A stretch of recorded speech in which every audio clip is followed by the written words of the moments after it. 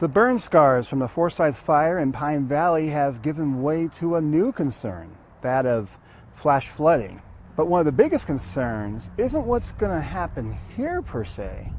It's here in St. George. I'm Chris Reed at Cottonwood Cove Park. Even though Pine Valley Mountain is about 35 miles away that direction as far as a crow flies, the big concern is that the fire zone could bring debris, ash, pieces of homes down the Santa Clara River right through neighborhoods here in St. George. As it channels down the Santa Clara, we have to be aware of that in St. George as well, because we know what happens when that channel gets blocked.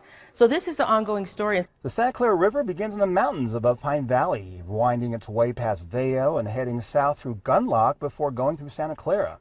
It ultimately connects with the Virgin River on the southern end of St. George. Officials are worried all those burnt trees, ash, and debris from destroyed property isn't going to stay in Pine Valley, but continue down the Santa Clara River. Well, when you do see what happens with the debris, then the river gets diverted, and then where does it end up? So those are the things that, as we move forward, as the runoff happens this spring, this is not a story that is over today. And I think that's what this is about, is we're going to be mitigating for this fire for years to come.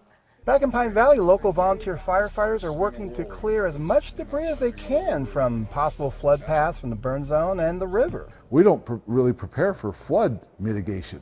So this is all new to us, and we're learning as we go.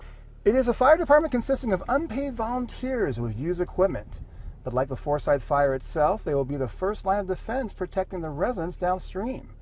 Washington County is providing some flood protection equipment and an ongoing T-shirt fundraiser aiming to fund more. We've never had a wildfire burn into town like this before, and we've got severely scarred hills right above town. And those drainages come right through town. So we don't know what's going to happen. From St. George, Chris Reed, Fox 13 News, Utah.